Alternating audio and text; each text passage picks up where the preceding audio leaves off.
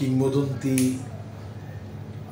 আমাদের খুব কমই আছে, হাতে গোনা কয়েকজন আছে, সবাই আলটিমেটলি চলে গেছে। যারা এই চলচ্চিত্রের প্রাণ, যাদেরকে আমরা প্রাণ বলবো, এবং তাদের মধ্যে অন্যতম ওনার মতো নায়িকা পাকিস্তান পিরিয়ডে পাকিস্তানি নায়ক ফয়সাল এবং অনেকেই সাথে উনি শুটিং হয়ে অ্যাক্টিং করেছেন। আমাদের দেশে এমন কোনো স্টার নেই যে তার বিপরীতে সে অভিনয় করেনি। এই তার ক্যারিয়ারে বিলাসবহুল ক্যারিয়ারে মোটামুটি 300 মুভিতে উনি কাজ করেছেন এবং তার কিছু মুভি তো মানুষের মনে প্রাণে ধরে আছে।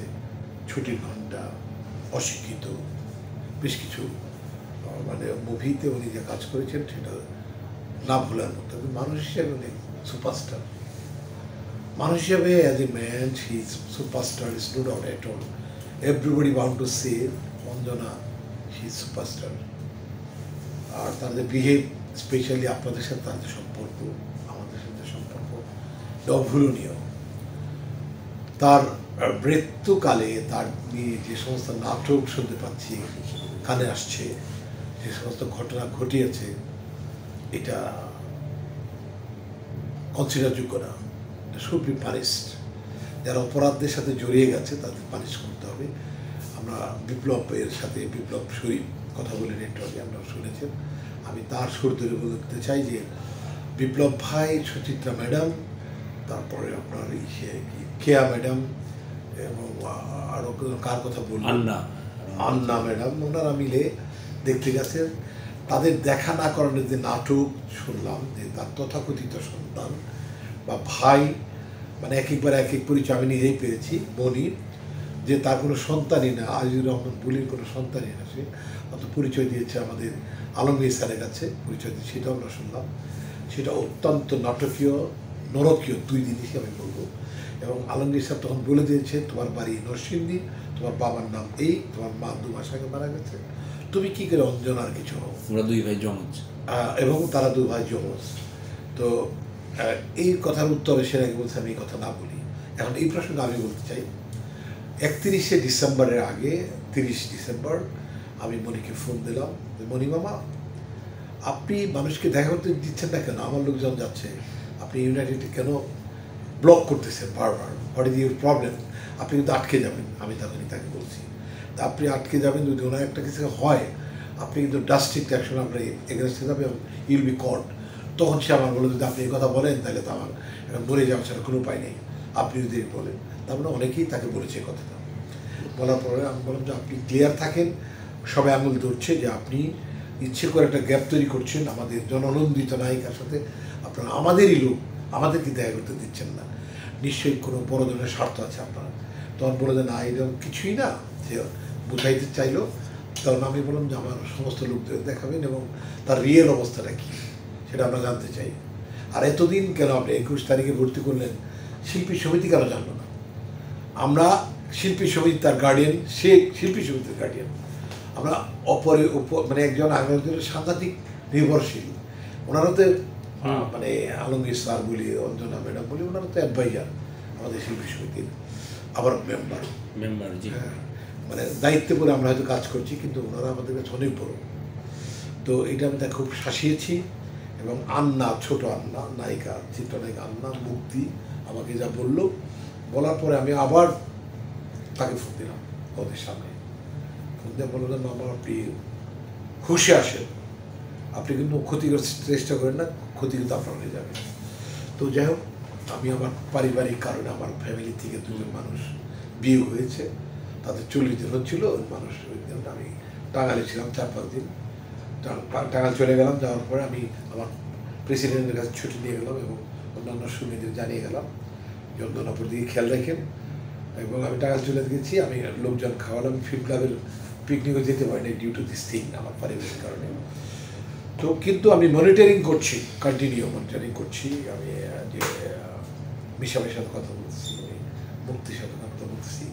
আমি শেষে যেটা হইল, আমি যখন টাঙ্গাইল, আমি গ্রামের বাড়িতে বসে, তখন উনি আমাকে ফোন করলেন যে ডাক্তার বলতেছে লাইফ সাপোর্টে দিতে, পিজিতে, তো আপনি না বললে আপনার কাছে পারমিশন লাইফ সাপোর্টে দেবো। তখন আমি দূরে, আমি যদি না বলি একটা ক্ষতি হলে তো আমাকে দায়িত্ব বলবো যে উনি না বলেছেন দিয়ে তাই লাইফ সাপোর্টে নেইনি। তখন আমি বললাম যে দেখেন আপনি তো ঢাকায়, ডাক্তাররা যেটা চায় সেটা তো হইতে হবে অবশ্যই। আমাদের শিল্পী সমিতির আরও নেতা আছে এবং তার কিছু আপন ব্যক্তি আছে।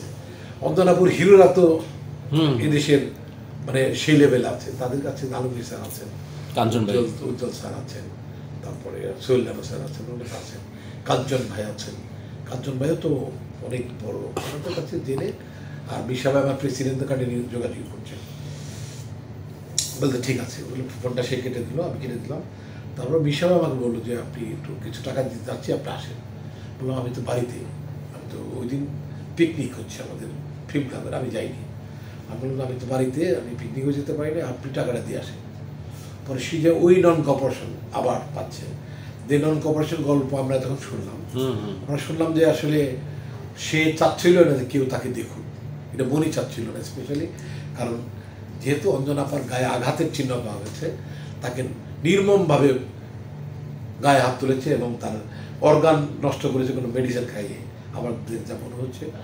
এবং সে ইঞ্জেকশন হতে পারে বা ট্যাবলেট হতে পারে, কিছু মেডিকেশন করা যায়, গায়ে যদি করা যায়, পুশ করলে হয়তো এটা পুশ করলে তার ব্লাডে ইনফেকশন আসবে।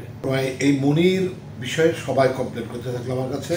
মুক্তি কমপ্লেন করলো, আন্না কমপ্লেন করলো, ইসুফ ডান্স ডিরেক্টর উস্তাদজি উনি কমপ্লেন করলেন যে ও কেন যেন কিছু লুকাতে চাচ্ছে, উনি আমাকে বলেছে এবং আমার কাছে রেকর্ড আছে, লুকাতে যাচ্ছে, আমাদের দেখা করতে দিচ্ছে না। তখন আমি বললাম যে তো আসলে ছেড়ে দেওয়া যাবে না বিষয়টা। তো যাই হোক, আমি আমার গ্রুপে যোগাযোগ করলাম, শিল্পী সমিতি সবার সাথে যোগাযোগ করলাম। আমি তখন বাড়িতে, আমি আসতেও পারছি না, কারণ মানুষের দাওয়াত করছি, কোরআন খতম দিচ্ছে, তারপরে করেছে, আপনার বাড়িতে সুখের ছায়া হয়েছে। হ্যাঁ, সুখের ছায়া চলছে। আমি আড়ালে দিয়ে কথা বলি। তারপরে ওনারা যেটা করলেন সেটা হলো লাইভে দিয়ে দিলেন, লাইভ সাপোর্টে দিয়ে দিলেন আপুকে। ওইখানেও আমাদের লোকজন যাতায়াত করছে। এক নায়িকা স্ট্যাটাস দিয়ে বসলো যে শিল্পী সমিতি পাশে নাই, এটা বললো। তখন আমি সেটা করলাম। আমি আবার এক পত্রিকা, একটা অনলাইন টিভি পত্রিকা, তারাও বললো যে শিল্পী সমিতির ভূমিকা তো দেখানোর জায়গা না, কাজ করার জায়গা, তাই না? ভূমিকা পরে আমি সেখানে একটু কথা লেখার পরে তারা ঠান্ডা হলো। আমি বললাম যে কন্টিনিউ আমাদের সাথে যোগাযোগ আছে এবং টাকা নিয়ে গেছে, আলমগীর স্যার টাকা দিয়েছে, সে টাকা সে রিসিভ করে নাই।